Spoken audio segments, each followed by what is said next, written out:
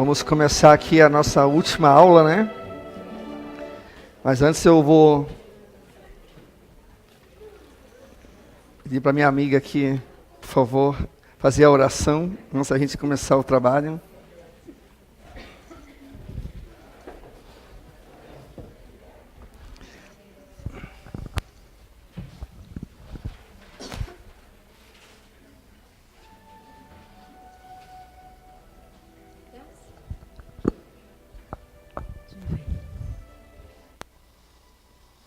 Amado Pai, irmão Jesus, amigos espirituais aqui presentes, que possamos, Senhor, nesse momento, ser envolvidos nas Tuas energias benfazejas, de paz, de amor.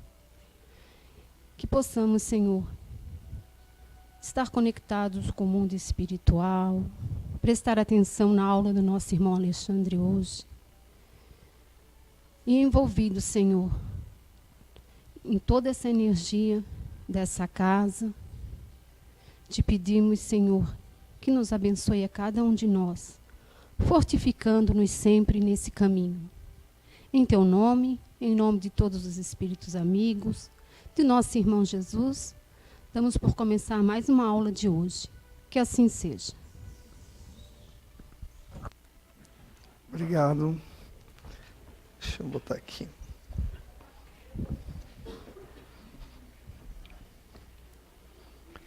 Bom, eu vou retomar de onde eu havia parado, né? Eu voltei um pouquinho, que eu comecei a falar sobre a classificação dos fenômenos mediúnicos. A gente tinha visto o que era a classificação dos médiuns, né? Que tipo de médiuns e as suas mediunidades, né? Então, hoje eu vou começar a falar aqui dos fenômenos e efeitos materiais, que são os físicos, né? Eles chamam também de objetivos, e os fenômenos de efeitos inteligentes ou subjetivos, né? Então, os objetivos são os que sensibilizam os nossos sentidos físicos, podendo se representarem de variada forma. E os subjetivos são os que ocorrem na esfera subjetiva, não ferindo os 5 sentidos, senão a racionalidade e o intelecto. Ou seja, o objetivo é aquilo que a gente é palpável, né? A gente vê, né? Que sai um copo de um lado para o outro, a gente está vendo que é um efeito físico, né?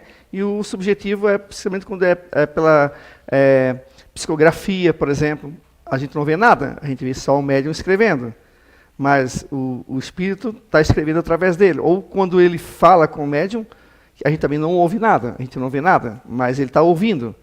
Então a gente não tem, a gente não é visível, não é tangível, não, a gente não consegue, né, pegar. Pode trocar o... Pode apagar a luz um pouquinho ali, né? Que eu acho que fica melhor até para o pessoal enxergar também. Isso. Bom, aqui os fenômenos de efeitos materiais e objetivos, né? Teve a materialização que eu já havia dito, né? Tem alguns médios que conseguem produzir a materialização. É algo que não é tão comum, mas teve uma época que teve, até por necessidade mesmo, de se ter esse tipo de fenômeno, né?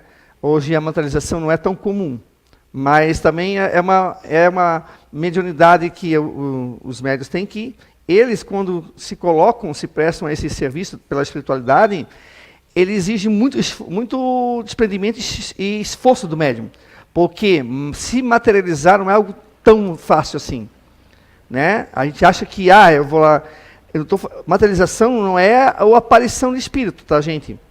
A materialização que eu estou falando é tangível.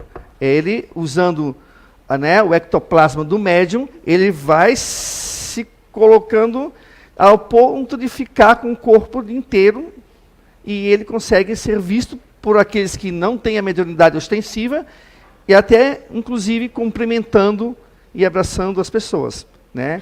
Tem um livro muito interessante do Ranieri, que é um ex-delegado, Materializações Luminosas, que ele conta ali que a filhinha dele de 2 ou 3 anos, que havia morrido, se materializa numa dessas sessões espíritas e acaba conversando com ele, sentando no colo dele, né? Então ele teve contato com a filha, então deve ser muito emocionante, né? A gente tem um contato com quem já partiu, algum ente querido. Só que assim, se desprende muito, né? Muito ectoplasma e obviamente os médiuns, eles ficam num estado de fadiga, né, depois da materialização. E tem a questão dos inconvenientes, né? Isso. Tem a questão do inconveniente. O que seria? Né? Tem gente que mesmo vendo, mesmo que se eu pudesse aqui produzir uma materialização de um espírito para vocês, poderia sair alguém dizendo, mas eu acho que ali tem algum truque. Tem pessoas que saíram assim, viam vários espíritos materializavam um após o outro, 2 ou 3, andavam pela sala, claro, a sala totalmente sem luz, até porque a luz ela danifica o ectoplasma, e eles não acreditavam. Às vezes o espírito cumprimentava, ele dava alguns recados, digamos assim, e as pessoas não saíam acreditando. E tinha aqueles, como já aconteceu, de inventar, de agarrar aquele suposto espírito. E aí? Agarrava o espírito sumia. Só que quem saía prejudicado nessa história era o médium. Né? Inclusive, teve uma com o Mirabelli, aconteceu com o Mirabelli, e ele ficou bastante doente. Tá? Por quê? Porque quando o espírito vai se materializar e ele vai te cumprimentar, ou ele vai te tocar, ali tem toda uma preparação da espiritualidade, né, para que você possa tocar e não... Porque o ectoplasma sai da onde? De quem? Do médium. Obviamente que se você tocar naquilo ali sem a autorização, você pode estar ferindo a saúde do médium. E aí, quando eles vão lá e cumprimentam e aquela coisa toda, tem toda uma preparação para isso. Né? Então, a materialização é uma mediunidade que não é tão comum assim, né? Aliás, o fenômeno tão comum. A transfiguração, que aí, como já falei para vocês na outra aula, né? Médios que têm 1,80 m, 1,60 m, acabam tendo 1,90 m, ou vice-versa. Né? Aí, é a questão da ectoplasmia também, você vai modificando. Parece que as feições vão mudando. Você é a pessoa, mas ao mesmo tempo parece que tem alguma coisa ali que está mudando ela. Uma vez eu vi uma psicofonia do Divaldo, e do Dr. Bezerra de Menezes, e ele parece que na comunicação ali do Dr. Bezerra, ele parece que a boca, os traços dele, parece que fica uma outra pessoa. Apesar que a gente identifica ali o Divaldo. Mas os traços, o jeito, a voz, o jeito de falar, acaba sendo do espírito. Né? Mas a transfiguração, ela pode ocorrer principalmente quando tem a questão da psicofonia. Né? A levitação, bom, eu havia citado que a levitação, o Mirabelli, que era um médium no início do século XX, ele tem uma fotografia muito conhecida dele, que ele está levitando. Aí vem aqueles que dizem que é mentira, que aquilo ali foi falso, ele estava em cima de uma escada, tiraram a escada. Só que naquela época não tinha o que nós temos hoje no computador, os vários programas que a gente pode fazer da gente uma outra pessoa. Né? Eu tiro uma foto minha e faço eu muito mais bonito. Né? E olha que vai precisar mudar bastante coisa. Né? Mas enfim, nós temos programas para isso. Que hoje, obviamente, né, a gente fica em dúvida quando alguém apresenta uma foto, como já apresentaram para mim, eu sempre fico com o pé atrás, porque hoje é fácil de você fazer isso. Naquela época, 1910, 1920, que a fotografia era bem diferente do que é hoje, era mais difícil de se haver uma fraude. Né? Então, a levitação tem vários, inclusive tem um livro que fala dos santos católicos, da mediunidade deles, das freiras, dos padres, que tem vários relatos, não só pessoas envolvidas com o espiritismo, mas de outras religiões que levitaram. Para quem não conhece os yogis ali da Índia, tem algumas histórias também que os yogis conseguem levitar e tal, dentro desse fenômeno aqui, de levitação. Só que o yogi vai ver a mediunidade com outros olhos, vai ver com olhos de indiano, da cultura dele, da religião, que aí são várias, né, porque são vários deuses e semideuses, vai olhar da perspectiva, da ótica indiana deles, né? Mas a levitação, né, e também não é só de pessoas, e objetos também. Né? A gente sei se alguém já viu uma levitação aqui, mas de objetos, né, os efeitos físicos, né, de objeto de sair e ir para outra mesa. Mirabelli, que é um médium do início do século XX, ele tinha em torno de si vários fenômenos, inclusive, principalmente, a questão da levitação. Tá, okay? E o transporte, que é a entrada e saída de objetos de recintos fechados, que está numa reunião e, de repente, começa a cair coisas. Flores, principalmente, flores, às vezes medalhinha, às vezes moeda, às vezes cartas, às vezes papel, às vezes... Tem vários relatos que eles estavam em uma reunião com pesquisadores, totalmente fechado, controlado, e de repente começou a cair objetos, moedas do século passado, moedas antigas, jornais, por exemplo. Por exemplo, nós estamos em 2016, de repente, os espíritos trazem um jornal de 1945. Tem vários relatos de transporte. E é algo que hoje, vou dizer que não é comum. Né? Se quer, digamos, um trabalho da espiritualidade e questão de médium, tá? Questão de ectoplasmia e espiritualidade. Né? Você pegar um objeto, trazer, por exemplo, uma flor, que no Livro dos Espíritos, inclusive, ele tem a pergunta de Kardec, e o Espírito responde que eles poderiam trazer uma flor de vários outros lugares aqui do planeta Terra, não de outro lugar, porque é compatível, né? Mas eles poderiam buscar e trazer ali para a mesa mediúnica ali, para a sessão ali. Só que isso desprende também um trabalho da espiritualidade. A gente acha que é fácil só chegar e pegar e trazer. Não, tem todo um conjunto, que ali se implica o quê? Na questão da ectoplasmia do médium, dos colaboradores que estão ali, porque como tudo é vibração, energia, a gente pode atrapalhar. Para fazer um transporte, né? Pode ser atrapalhado por pessoas que estão ali, que não estão conectadas, da mesma forma como vocês já viram aqui com o Zé Araújo, quando a gente pede que as pessoas fiquem em vibração, porque a energia que reina aqui pode atrapalhar o médium, sim. E a espiritualidade. Por quê? Porque são energias contrárias que estão batendo e que a coisa não está fluindo. Não basta só ser o médium. O médium não é assim, eu vou querer. Não é isso. Tem todo um conjunto de coisas que estão, né, envolvidas, que a gente às vezes acha que é besteira. Por isso a gente pede vibração, né, oração, para a gente ficar vibrando. Às vezes a pessoa fica pedindo uma coisa e acaba atrapalhando. Atrapalha a si, atrapalha até quem deveria estar, de repente, mandando uma mensagem para si, para você. Às vezes a tua emoção é tão descontrolada, forte, que atrapalha a pessoa, o teu pai, a tua mãe, o teu irmão, atrapalha de vir, porque aí ele fica também tão emocionado quanto, ou a mesma questão de sintonia mesmo ali, da questão do médium, né? E isso tem no Livro dos Espíritos, no Livro dos Médiuns, também explica isso bem claramente, como é importante a gente ter a boa vibração. Porque a gente, como eu disse, a doutrina espírita explica que não existe mágica.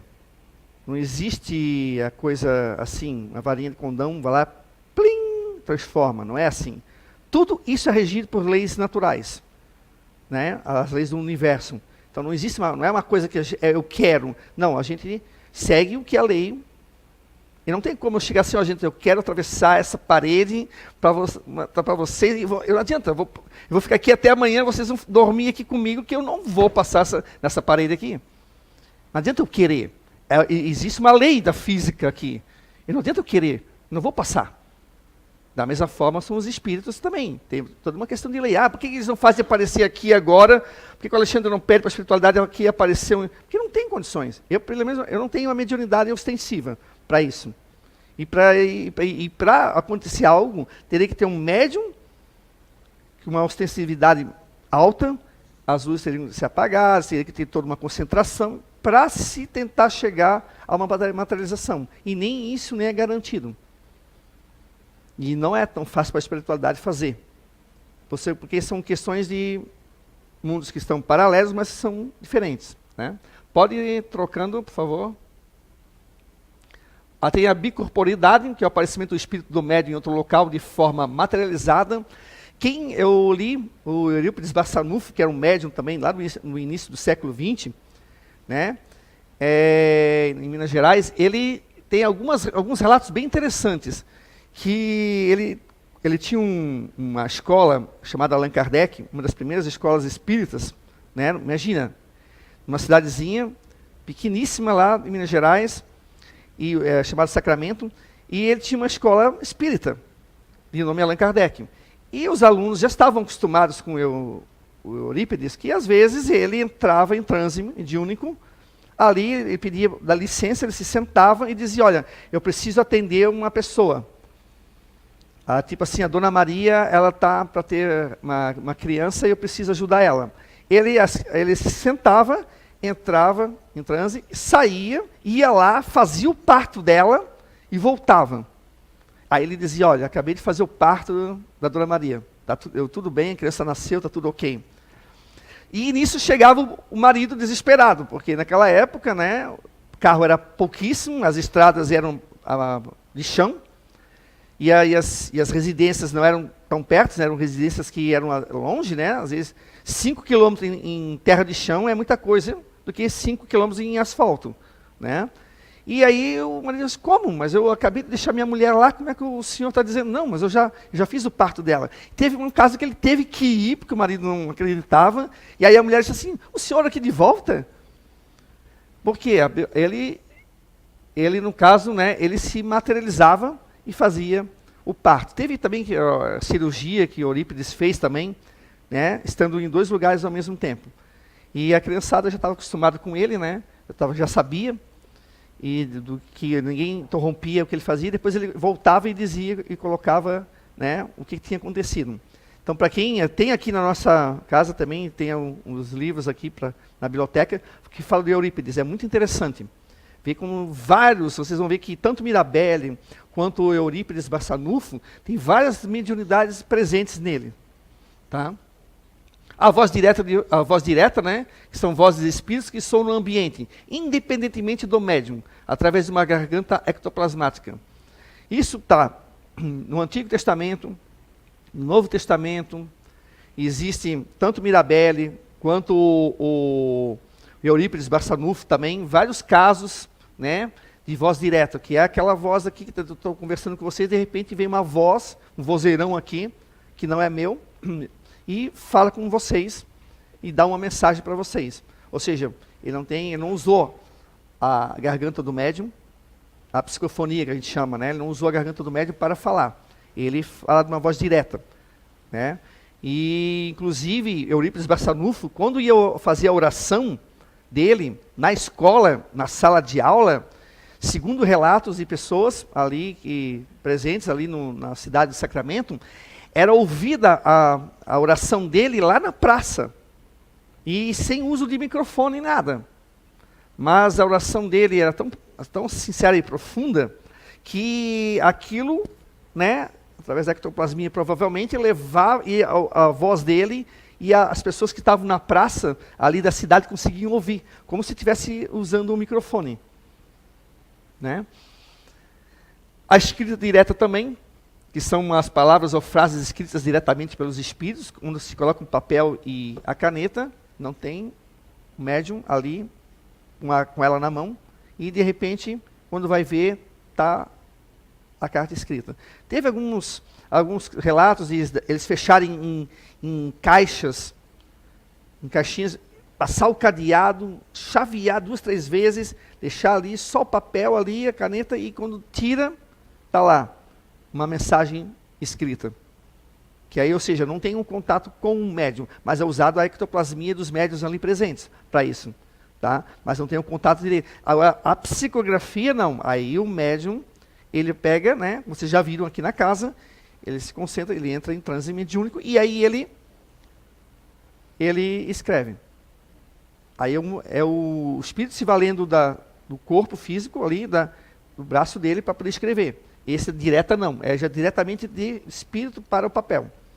Né? Aí tem a tipologia, né? Sinais ou pancadas, formando palavras e frases inteligentes, como aconteceu com as irmãs Fox, que vocês viram aqui também, que são aquelas batidas, uma para não, duas para sim. Né? A sematologia, que é o movimento de objetos sem contato físico, traduzindo um desejo, um sentimento. Pode ir trocando. E agora temos os subjetivos, né? Que aí são alguns dos fenômenos que tem. A intuição, que é aquilo que eu conversei para vocês na última aula, que eu perguntei, lembra se nós somos ou não somos médiums? Né? Temos, todos, segundo Kardec, né, o estudo que ele fez, todos temos a mediunidade, mas só que a mediunidade, falado aqui, ou falado lá no livro dos Espíritos, no livro dos Médiuns, é a mediunidade ostensiva. Por quê? Porque intuição todos nós temos. É aquilo que eu falei aquela última vez, né? Às vezes a gente, puxa, eu acho que eu tenho que ir lá e pedir desculpa para a Nice. Eu vou lá falar com ela. Só que uma voz me disse, não vai agora. Ela está muito chateada contigo. Se tu for, vai acontecer. Aí eu sou teimoso. Não, mas eu vou lá. Aí a voz que a gente, na realidade a voz que é a própria voz da gente, né, que a gente escuta, não vai agora. Deixa passar um dia, depois tu conversa com ela. Aí vou lá e acabo quebrando a cara. Aí ela está nervosa, ela está brava comigo, chateada. Aí dá um pega ali. E aí acaba atrapalhando tudo que... porque aí depois eu volto, puxa, eu devia ter escutado minha intuição. O que é essa intuição? Às vezes, e muitas vezes acontece, no livro dos Espíritos, lá está presente, que muitas vezes são os nossos amigos espirituais, o nosso, como se diz, o anjo da guarda, né, que as pessoas costumam falar, o nosso amigo espiritual do nosso lado, algum parente, dizendo, Alexandre, não vai hoje. Só que a gente acaba não dando bola para isso. A gente às vezes acaba sendo teimoso. Claro que são duas coisas também, né, gente? Tem a questão da espiritualidade nos avisando, também tem a questão do bom senso, que todo mundo tem que ter.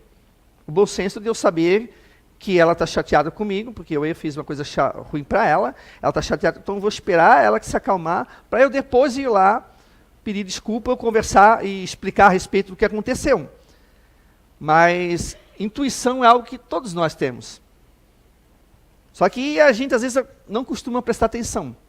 Claro que uma pessoa 110% encharcada de materialismo, ou seja, que não quer saber de Deus, não quer saber de espiritualidade, é tudo uma besteira, é tudo mentira, e só quer saber de desfrutar dos prazeres carnais e materiais, obviamente que essa intuição, ele não vai ter um acesso, não que ela não esteja presente, mas é que ele está longe da sensibilidade de escutar a intuição, essa voz. Quanto mais espiritual a gente fica, espiritualizado, aliás, quanto mais conectado com a espiritualidade, com as boas obras, as boas leituras, as boas ações, obviamente que a nossa intuição vai ser quase que uma voz direta aqui falando para a gente. Só que a gente às vezes teima em não escutar ou então ficar longe disso. E diariamente às vezes escuta. Quantas vezes já aconteceu comigo?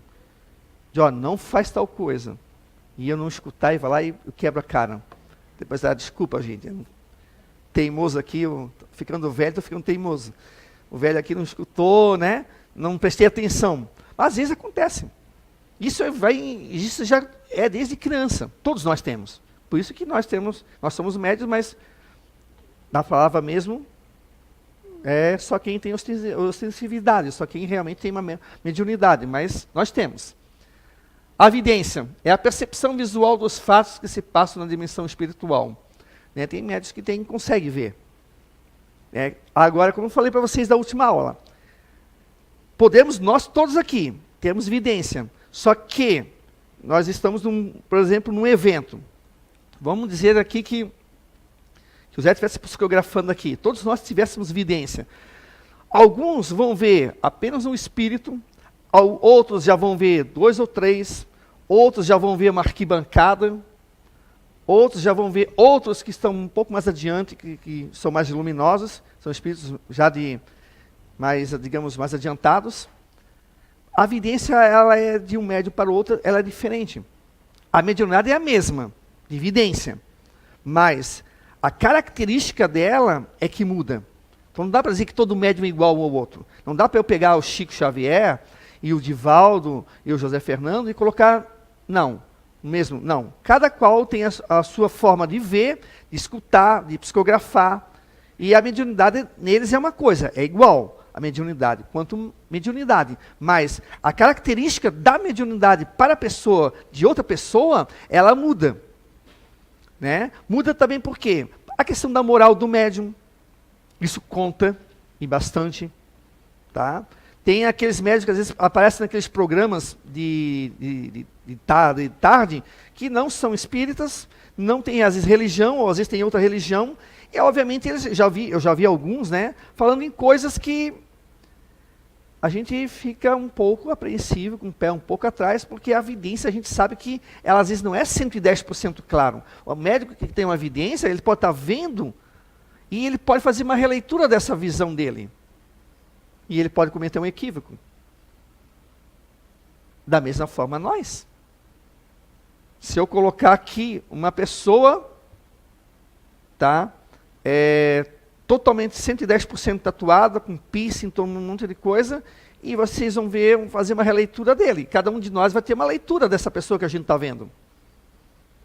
Alguns vão achar uma aberração, outros vão achar legal, às vezes vão achar que ele é uma pessoa, por ter piercing e tatuagem, é uma pessoa desonesta, outros vão achar que não tem nada a ver, e assim vai. Né? Então a gente tem que ter um cuidado. Então a vidência, né, é a pessoa que tem uma percepção visual dos fatos que se passam na dimensão espiritual. Chico, quando muitas vezes ele psicografava, ele era levado em espírito para ver certos fatos, certos acontecimentos que ele estava escrevendo.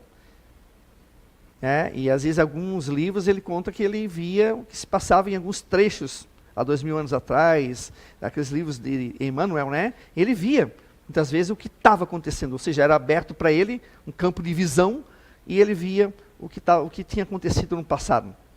Né?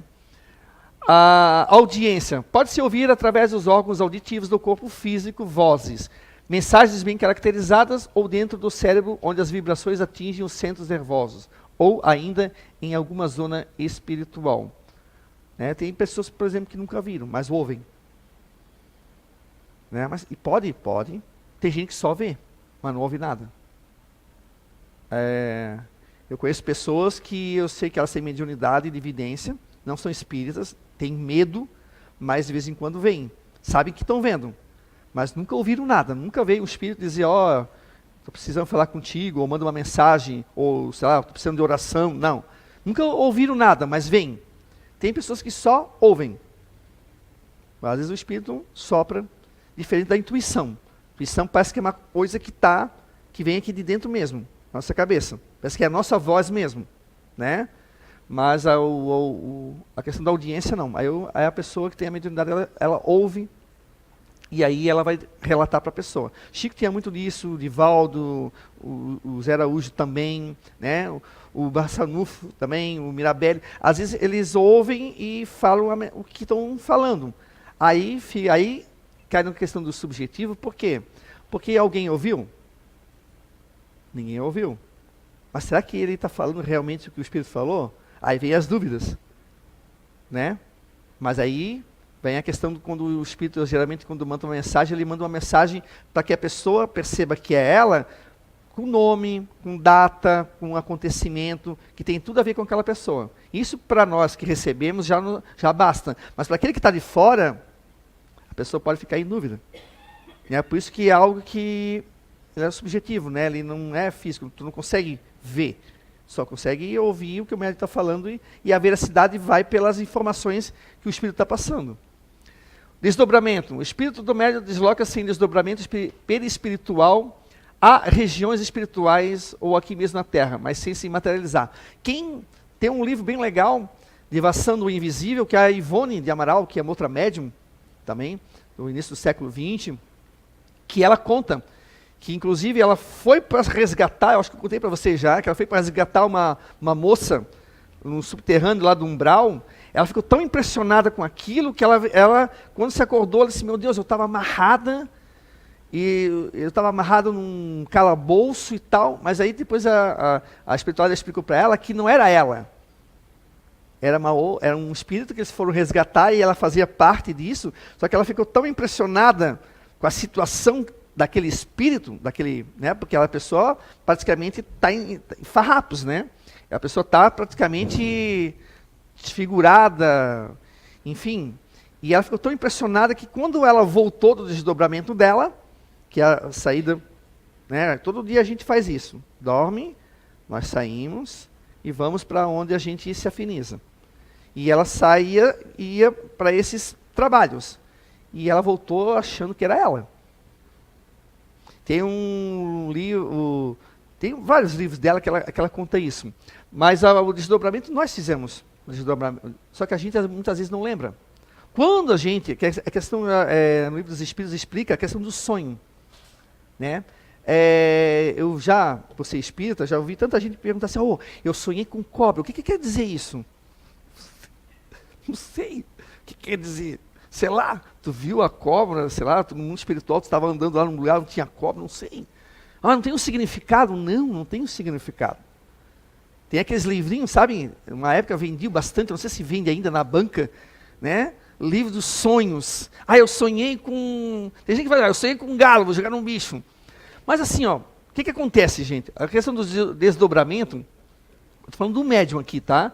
Ele se desloca e vai, muitas vezes, para missões. Vai para fazer cirurgia espiritual, vai visitar, até nós, às vezes, né, vai fazer conversa fraterna. Nós, quando vamos se desdobrar, a gente às vezes vai para lugares que a gente está em afinidade. Alguns vão para uns lugares, uns inferninhos, né? Outros vão para lugares mais ou menos, outros vão se encontrar com amigos espirituais, com parentes, com amigos, né? Mas são vários médiuns, tá? E o Chico, Divaldo também, Ivone também, que tinham desdobramento, que iam trabalhar, não paravam de trabalhar, até dormindo. O espírito saía e ia fazer toda uma ajuda, né? Os amigos espirituais lá, que às vezes precisam. Psicometria é a faculdade onde o indivíduo torna-se capaz de registrar e identificar os fluidos de objetos e locais. Então, o que é a psicometria? A psicometria é uma característica do médium, tá? Ela não é uma mediunidade. Assim, o médium, ele consegue, por exemplo, aqui, tá? Ela tem toda uma energia aqui em volta desse objeto aqui, que pertenceu, de repente, ao Ito, e o Ito desencarnou. Tem toda uma energia aqui em volta desse objeto. Tem toda uma história com o Ito, esse objeto aqui. Então, a percepção, a psicometria, que é algo do espírito do médium, ele consegue colocar a mão e ele receber toda a informação, né, do que pode ter acontecido, a quem pertenceu, porque a psicometria não é igual para todos. Tem pessoas que, como às vezes o Zé já mostra, né, às vezes gosta da parede, e a parede, mas não é igual para todos. Então, ele tem algumas informações. Tem médios, por exemplo, que é usado lá nos Estados Unidos, na Inglaterra, que ajuda a polícia a descobrir, muitas vezes, o que aconteceu com uma pessoa. Ou tocando no objeto, ela consegue deslumbrar mais ou menos o que pode ter acontecido com a pessoa. Né? E ela é uma coisa da pessoa, do médium. Tá? É uma faculdade da pessoa. Né? E ela não é uma mediunidade porque ela não tem a necessidade de ter a espiritualidade, os espíritos agindo nisso. Não, é ela com o objeto. Tá? Ela não tem. Diferente, por exemplo, pode acontecer de um espírito vir aqui através da audiência, claro, a audiência, claro, né, a evidência, ou mostrar para ela, ou falar com ela, e ela pega e fala. Aí não é a psicometria, ela está ouvindo, e pode até confundir essa questão da psicometria. E ela está ouvindo ou está vendo, e o espírito mostra para ela, ou fala para ela, e ela fala. Mas aí não tem psicometria, tem a clareaudiência e a clarividência. Aqui a psicometria que estou falando são pessoas que conseguem, né, botar a mão no objeto e reter as informações para ela, e ela daí fazer a descrição para nós. Tem uns livros do Dr. Hermínio de Miranda, que ele fala sobre psicometria, muito interessante. Tinha uma médium, uma mulher que ela botava a mão em algumas pedras e tal, que eram de vulcões, e ela conseguia descrever a história daquela pedra e de onde veio, e aquela coisa toda. Então, é uma psicometria ainda se tem muita coisa para ser estudada, né? Então, tem pessoas que têm uma frequência menos, uma frequência maior. Eu conheci já, as pessoas não sabem, mas já dava para ver que ela parecia ter algo de psicometria. Só que a pessoa não percebe. Às vezes, ela toca numa coisa, eu toquei naquele objeto, cara, me veio na cabeça que ela não está legal, ela está muito triste. Ela está precisando de ajuda. E quando eu fui lá ver, realmente, a pessoa não estava legal e estava precisando de ajuda. Como é que ela sabe disso? Pela questão da psicometria, da energia que está no objeto, da energia que está, às vezes, na pessoa. Né? Bom, psicografia, todos nós já conhecemos, né? Tanto aqui na casa com o Zé Araújo, tanto no Chico Xavier, Divaldo. Chico Xavier foi muito conhecido, principalmente na década de 70, depois do Pinga Fogo, que aí as mães, até saiu um filme, né, As Mães de Chico, né? As mães que recorriam ao Chico Xavier quando perdiam, entre aspas, porque ninguém perde, quando alguém partia para o mundo espiritual e eles recorriam a ele. Só que tinham vários médios também que faziam isso, né? E o Chico deixou a psicografia mais conhecida ainda, porque era uma psicografia de consolo, né? Uma mensagem apenas, mas era um ente querido que já havia partido, que está ali se mostrando vivo e dando informações. Então é um médium que entra, transe, e ele pega a caneta, o lápis, e o espírito, através dele, vai escrevendo. Agora, diferente da direta já não tem o contato do médium, né? A psicofonia é conhecido como incorporação. Cara, incorporou um espírito nele. Não incorporou um espírito nenhum. O espírito usa da voz, da garganta do médium, porque ele não tem mais a garganta. Eles falam, a espiritualidade fala para a gente que a questão lá é o quê? Mente. A comunicação. Claro que tem uns espíritos que precisam estar falando, porque a necessidade dele está falando ainda. Mas a comunicação, quando o espírito já está mais esclarecido, é o quê? É mente. Eu falando aqui, não precisaria estar mexendo com a minha boca. Eu poderia estar falando tudo isso só aqui, ó, pela minha mente. E vocês estariam ouvindo da mesma forma que eu estou falando. Então, né? Aí as pessoas têm o senso comum fala que a incorporação, porque incorpora, não entra nenhum espírito dentro do corpo. Ali a psicofonia é um espírito se comunicando pela voz, pela garganta, as cordas vocais do médium. Né? É uma manifestação mediúnica através da fala. Diferente da voz direta. A voz direta não tem garganta, a garganta do médium não tem um médium ali. Ela só sai, né? E isso está presente na literatura espírita, católica, Antigo Testamento, Novo Testamento. Ou seja, é só procurar que desde o começo do nosso ser aqui, no mundo carnal, a gente vê acontecer isso. Só que, como eu falei para vocês, o indiano vai ver pela ótica hindu, o outro pela ótica xamanista, o outro pela ótica, né, indígena e assim por diante. Mas é o mesmo fenômeno, só que visto de olhos diferentes. Ok? Pode trocar. Opa, agora acabou. Então, assim, gente, isso foi só uma pitada, né, do que é a mediunidade. Tem muita coisa para a gente estudar. Eu acho que a começar pelo Livro dos Espíritos, que eu acho que eu aconselharia para quem quer conhecer mediunidade, começar pelo Livro dos Espíritos, para depois a gente entrar pelo Livro dos Médiuns, porque aí vocês já vão estar mais familiarizados com alguns termos usados, né, pelos espíritos e pelo Allan Kardec. Quando você for ler o Livro dos Médiuns, vai ser mais fácil, até para você entender alguns termos. Mas é algo que requer estudo, paciência. Não é da noite para o dia que a gente vai conhecer a mediunidade, tem muita coisa ainda para ser investigada, para ser estudada ainda. Né? Os fenômenos não sumiram, eles continuam presentes, de uma forma mais aqui, menos lá. Né? A psicografia continua, a psicofonia continua. Né?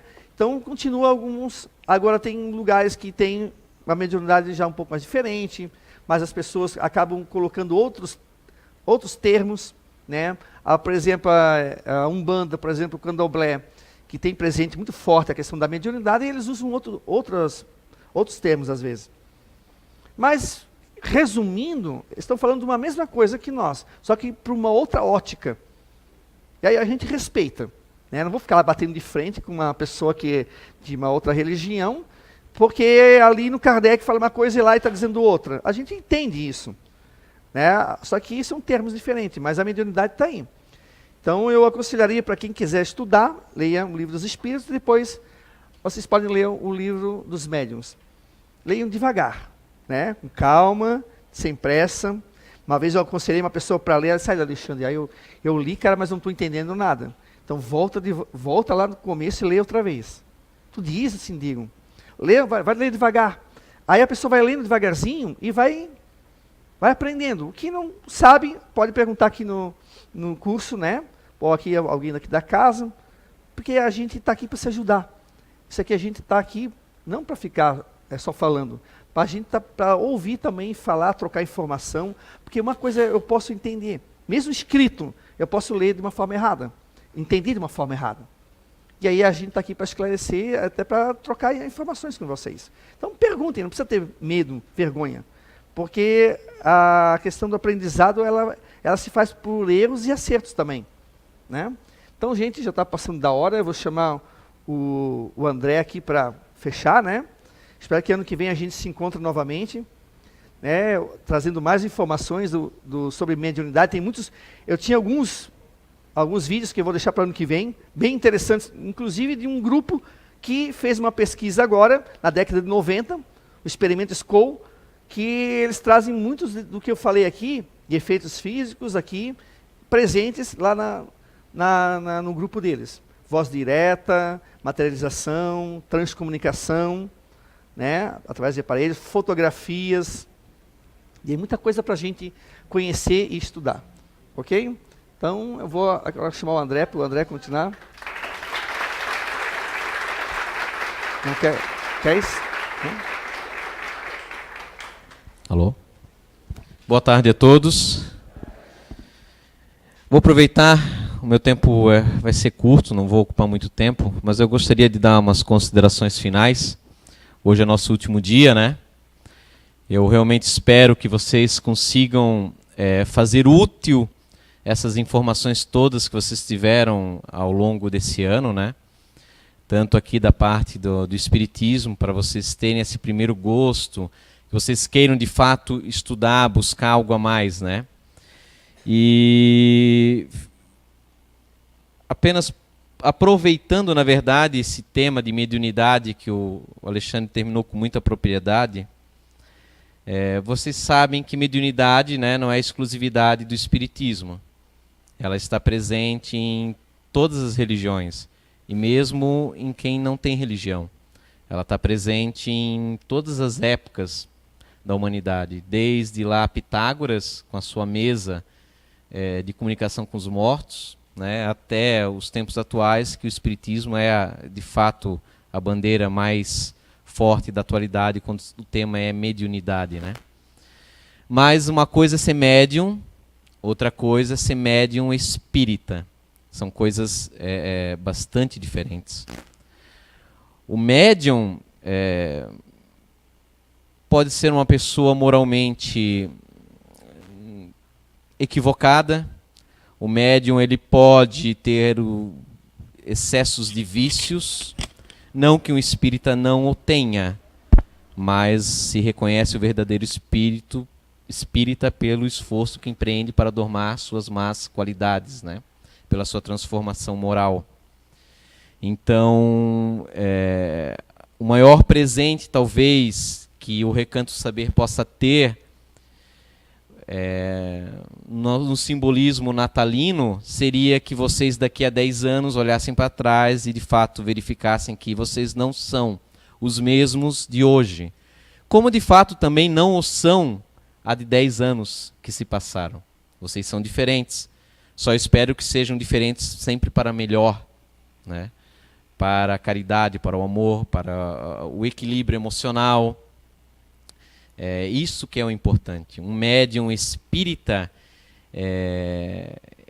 quando inicia sua carreira, ele pode se deixar subjugar, se fascinar não só por espíritos, por ser médium, mas também pela imagem, pela idolatria que infelizmente as pessoas têm à pessoa que possui mediunidade, pela forma como se santifica uma pessoa meramente pelos fenômenos físicos, que vocês viram que não depende da moral no decorrer desse curso. O Chico era o Chico, tão idolatrado, não meramente pelo seu fenômeno mediúnico, pelas cartas, mas nenhum adversário tinha coragem de levantar um dedo ríspido a ele pela caridade, pela fraternidade que ele tinha nos seus atos no dia a dia, pelo trabalho filantrópico que ele exercia no seu cotidiano.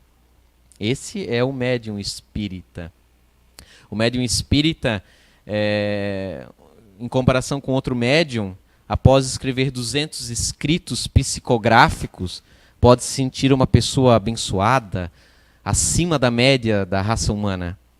Mas quando chega, de repente, um dirigente lhe manda jogar ao lixo 200 psicografias, e falar que isso tudo era bobagem, fique só com essas 5, as outras joga no lixo, não presta. Um médium pode se sentir melindrado, ou ofendido, pode virar as costas e jamais voltar a uma casa espírita. O médium espírita, não. Ele acata, ele compreende que ele está numa fase de aprendizado, que ele não sabe tudo, e ele é meramente um instrumento, né, de uma providência maior. Há muitos anos atrás, o Zé Araújo lhe foi confiado apenas 5 psicografias de 200 que ele havia começado. Várias mensagens. E, na época, se não me engano, no Lar Espírita Chico Xavier, em Jaboatão dos Guararapes, lhe mandaram jogar no lixo as demais. Ele jogou, acatou, continuou a se esforçar. Médium psicográfico tremendo. Vocês já o sabem pelas psicografias públicas dos entes queridos que aqui se manifestaram durante alguns tempos de forma contínua, mas que sempre aconteceram antes, mas não o sabiam, porque era restrito a uma mesa mediúnica, sem os holofotes do público, deixaram de acontecer de forma pública, porque o médium não tem, de fato, nenhum interesse na imagem, ao contrário de outros médiuns que se deixam levar e querem só os aplausos, os toques, os abraços, as comoções. Durante anos exercitou e aprendeu naquele lar espírita, teve vários cursos espíritas, inclusive com o senhor Divaldo Pereira Franco, que já o conhecem, quem já está dentro do espiritismo. Vários exercícios anti-melindre, como ele costuma dizer, onde este caso de jogar fora psicografias, que muitas vezes a gente se apega, né? Quem de nós, às vezes, não tem livros em casa, coisas pessoais em que estão fazendo traças, mas não consegue se desfazer, né? Vocês estão fazendo identidade, vocês sabem do que eu estou falando, né? Eu sei do que eu estou falando. Muito bem, por sinal. Pois bem, a partir de lá, demonstrou, já o tinha, porque é de nascença, uma capacidade magnética tremenda na área de fluidoterapia. Além da área de fluidoterapia, desenvolveu também as psicofonias ou incorporações de espíritos de médicos, onde tivemos durante aqui no início do Recanto do Saber, antiga CEIU, vários atendimentos frutíferos de casos, na quais jamais foram alardeados, e o médium poderia tê-lo feito, porque haviam vários e há casos comprovados, mas que ele não controla, ele sabe disso, é meramente um instrumento. Então, como prometer algo se você não tem controle sobre aquele tipo de procedimento, quando na verdade é uma ficha pregressa de vidas, né, dentro de nós, que na verdade define as possibilidades da vida atual, de certa forma, apesar do dínamo da mente humana, né, ser extraordinário, né? As nossas atitudes podem, o amor, né, pode cobrir uma multidão de pecados, apesar de pecado não existir, né? Mas de erros, né? Melhor traduzindo. Ao vir para Santa Catarina, junto com a sua esposa, Eunice, fundaram um centro espírita em São João Batista. Se afastaram um tempo de lá, vieram para Blumenau. Começaram, então, graças à mediunidade do Zé, a se reunir pessoas à volta, porquanto é preciso dizer a verdade, né? Esse centro não existiria se não fosse não só a mediunidade, mas a pessoa do José Fernando. Não só a mediunidade do Zé Araújo, mas a pessoa do José Fernando. Porquanto não só como médium, mas como orientador, coordenador, presidente, professor, se reuniu algumas pessoas, em determinada época, em uma casa, num apartamento ali, no outro acolá, até que reuniram na sua casa, na época na Rua Goiás, transformaram a cozinha em biblioteca, eu me recordo, transformaram a lavação na sala do passe, talvez vocês não saibam, perdoem que não vai dar tempo para respostas e perguntas, mas acho mais interessante vocês conhecerem um pouco da história do centro que vocês participam. A filhota ainda era um bebezinho, ficava no quarto, e a sala de estar virou o local do auditório das palestras públicas. Então imaginem, para quem gosta de limpeza, né, um mundaréu de gente 2 vezes na semana adentrando a sua casa, né? Muitas vezes em dias de chuva deve ser terrível isso.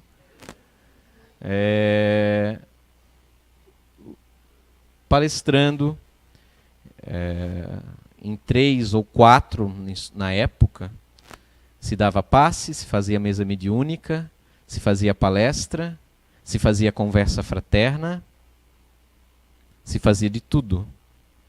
O que hoje tem uma equipe considerável, né? Não perfeita, porque nenhum de nós, trabalhadores e voluntários da casa, o somos, mas muitas vezes, numa época difícil, que chegou aqui, vocês sabem que nossa cidade é preconceituosa, hoje diminuiu muito, devido à quantidade de pessoas de várias localidades que vieram para a cidade de Blumenau e região, mas eu sou natural daqui, eu sei como era racista a nossa cidade. Uma pessoa nordestina, e na época com a pelezinha mais escura, vocês não lembram, né? Com rostinho de neném ainda, não tinha barba, teve muitas dificuldades, foi radialista também, passou perrenhas no rádio, foi lá que ele aprendeu alemão, porque falaram que ele jamais conseguiria falar o nome das ruas daqui. Ele sabe alemão, eu não sei, para vocês terem ideia. Passou fome, ele e a Anice, em muitos momentos. Pessoas oferecendo, o que é natural, né? As pessoas idolatram, né? Oferecendo, às vezes, dinheiro, presentes, por benefícios espirituais, não deles, espirituais, deles a boa vontade, é bendito. O esforço, a dedicação, de atender bem, de conversar, de escutar os problemas, de orientar, porque desde a época ele já tinha um conhecimento extraordinário na sua mente. Está claro que hoje cada vez isso se agrega de forma exponencial, de 1 para 2, de 2 para 4, de 4 para 8, de 8 para 16, não ao contrário de nós, aritmético, né? E recusavam esses presentes, rádios, dinheiro, porque de forma alguma não foi como eles aprenderam.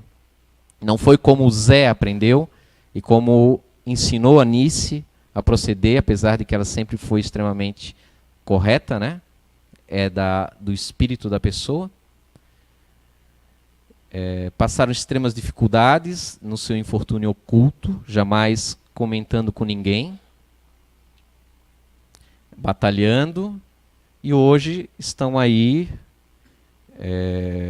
bem, estão bem, estão ótimos no seu esforço. Pegaram pessoas despreparadas e prepararam, não por falta de competência deles, dentro de um limite, por causa do limite dessas pessoas que aqui estão hoje. Se dependesse das metodologias que ele tem, estaríamos somente delas, estaríamos muito melhor, mas cada qual tem sua história pessoal, né? Auxiliou muitas pessoas em momentos de dificuldade financeiras, foi ajudado, mas ajudou mais, muito mais, deu mais do que recebeu. Deu conhecimento também, orientação, deu entendimento emocional a muitos de nós, para passarmos sozinhos ou enfrentarmos o que tem que ser enfrentado, porque a vida não é um mar de rosas. Fundou esta casa, que é o Recanto do Saber, veio para cá, graças a uma grande dor de barriga da nossa presidente.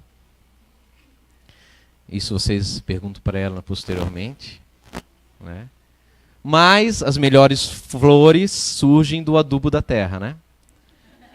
Então, esta casa era pequenininha, ela na verdade era só essa parte de madeira, aquela parte de material e para baixo não existiam. Era uma casa amarela, com as suas devidas divisões nos pilares que ainda teimam em permanecer aqui conosco. Tínhamos uma biblioteca pequena neste canto, uma sala de tratamento de passe nesta outra. E aqui neste meio era, voltado ali, era o palco, para lá, o palco. Um grupo da qual ele pertence, né? Vocês já o sabem, que centraliza as coisas, mas, ao contrário disso, desde a sua casa, ensinou pessoas, fez questão e muitas vezes obrigou, porque as pessoas não estavam acostumadas a esse meio, obrigou, mas de uma forma que não se podia dizer não, né? Como dizer não, né, para um homem desse? A dar palestras, a participar, a fazer a fluidoterapia, dentro das possibilidades da época, foi se organizando, foi se crescendo. A CEIU foi avolumando, foi criando novos trabalhos em cima da ferramenta, né, que ele tão bem desenvolveu, que hoje vocês têm a grata oportunidade de ter tido com profundidade um ano inteiro de autoconhecimento, que vocês vão levar para a vida toda. Esse conhecimento. Se vocês vão fazer isso algo de útil, não nos importa. Importa a vocês. Ninguém é dono do outro. Ninguém pode ficar se preocupando se aquela pessoa vai fazer algo, perdão da expressão, que presta, né, com o que se entregou a ela. Foi muito batalhado, muitos chegaram aqui, outros se foram. Passou por várias difamações, na quais não nos compete aqui a narrar a vocês, mas sou testemunha desde o início disso. Várias que eu particularmente não teria tido a fibra que esse homem e essa senhora que está aqui tiveram, de permanecer. Às vezes faltou pouco, talvez, para terminar o Recanto do Saber, mas eles tiveram muito pulso, muita firmeza, muita determinação. Vocês não têm ideia, só quem já recebeu rasteiras e mentiras na vida de forma realmente poderosa, talvez possa ter uma ideia do que se já passou aqui dentro. Permaneceram, graças a Deus, né? Sorte nossa. Orientaram muita gente desde 1998, quando fundaram, acho, em São João Batista, se não me falha a memória, é isso? Então vão fazer 20 anos só aqui, né? Fora o de antes. Em Recife trabalhou com leprosos, existiam os leprosários na época, acho que já não estão mais em uso hoje em dia. Trabalhou com crianças de rua, crianças que se tornaram e que eram marginais, até criminosos. trabalhou com cestas básicas, fez toda essa caridade assistencialista que o movimento espírita possui, é muito bem-vindo, e hoje faz um assistencialismo diferente, muito mais profundo, que é o ser humano. Então, devemos ser muito gratos. Ninguém cobra nada aqui. Aqui está, apesar do seu tempo extremamente tumultuado, uma agenda realmente apertada, porque todos têm dívidas para pagar, né? Tem muita gente aqui pensando na dívida de segunda. O médium não foge desse sistema. Ele está inserido nesse meio. A diferença é como não reage, mas como age diante disso. Dedicando o tempo que tem para vocês, para nós, pois todos os voluntários trabalhadores estão inclusos. Então é muito bom vocês saberem dessas histórias, de onde vocês estão. Cada um desses trabalhadores que aqui estão, obviamente guardando a devida proporção em relação... Né, o aluno nunca é maior que o mestre, né? Os alunos não são maior que o mestre, né? Mas possuem suas histórias particulares, individualizadas. Muitos chegaram aqui também, como vocês, muitos de vocês em estado de sofrimento, de desconforto, de depressão, de dores emocionais, financeiras. Muitos já chegaram querendo uma solução para a vida, para a sua vida, e descobre que não há uma pílula, né, azulzinha como no Matrix, para te despertar, né, da ilusão do ego. É muito bacana isso. Estudem, mas cuidado. Quem não estuda, não sabe e não cresce. Quem estuda muito, pensa que sabe de tudo. E isso não é a realidade. Quem estuda mais ainda, começa a perceber e ficar maravilhado com a vida. E percebe que não, aí realmente percebe que não sabe de nada. Continuem a estudar. Mas não deixem o orgulho, a arrogância, a prepotência subir para a cabeça. Não acreditem que em algum momento vocês, pelo conhecimento que adquiriram aqui, em 1, 2, 10, 12 anos, vocês possam fechar a mente de vocês, o sistema, e a dizer que agora eu compreendo o universo, compreendo Deus. É muita arrogância. Um grão de areia querer compreender o tamanho do oceano. Não funciona dessa forma.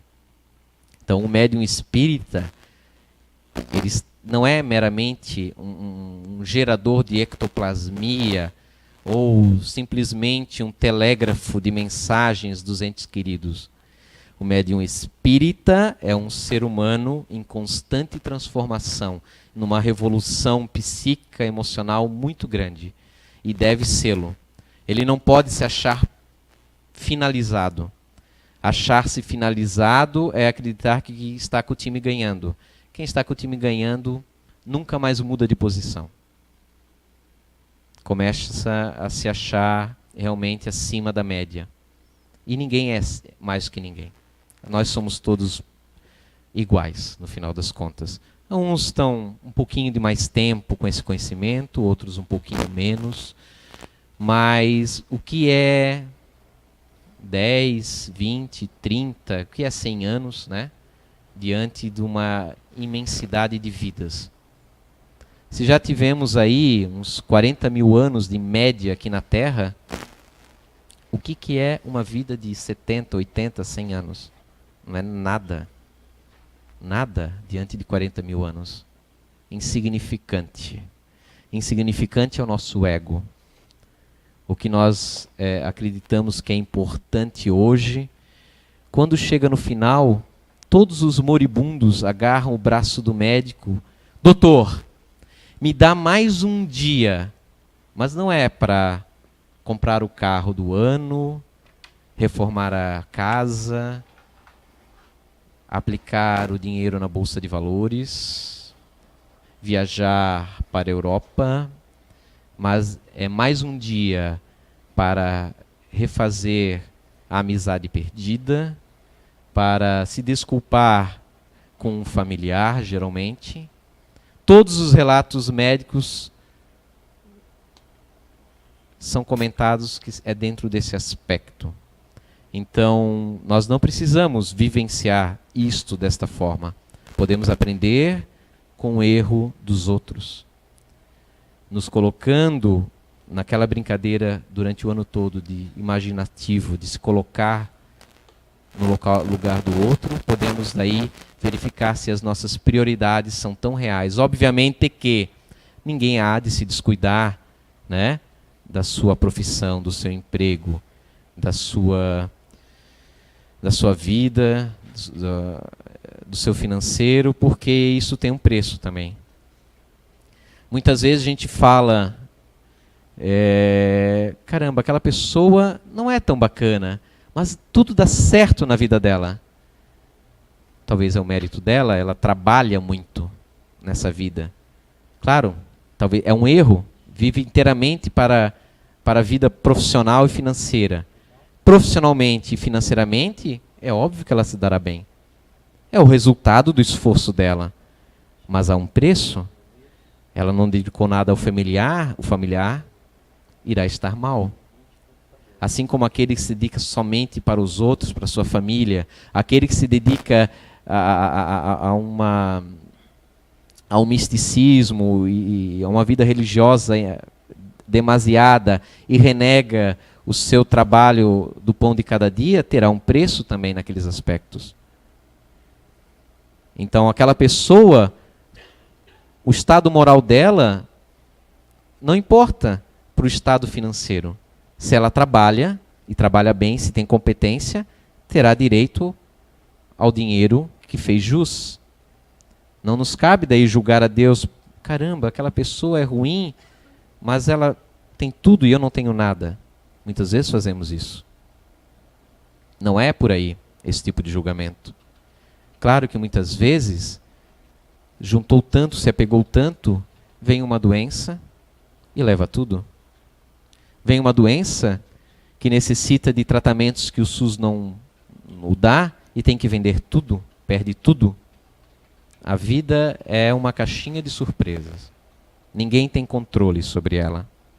Mas deve ter controle sobre si mesmo. Isso faz a diferença. Espero realmente que vocês tenham um ótimo final do ano. De um descanso merecido para todos vocês, mas que não seja um descanso para exacerbar os vícios que possuem, que vocês já o conhecem, cada qual um de vocês.